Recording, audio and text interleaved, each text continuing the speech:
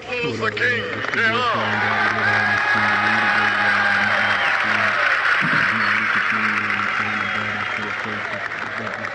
I am happy to join with you today in what will go down in history as the greatest demonstration for freedom in the history of our nation.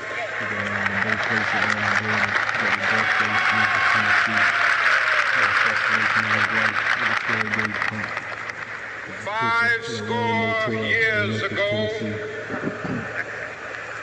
a great American in whose symbolic shadow we stand today signed the Emancipation Proclamation. This momentous decree came as a great beacon light of hope to millions of Negro slaves who had been seared in the flames of withering injustice. It came as a joyous daybreak to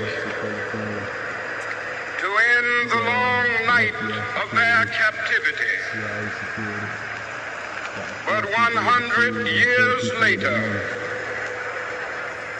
the Negro still is not free.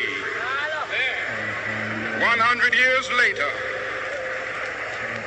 the life of the Negro is still sadly crippled by the manacles of segregation and the chains of discrimination.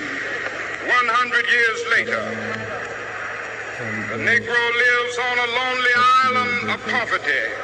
I have a dream that one day this nation will rise up and live out the true meaning of its creed.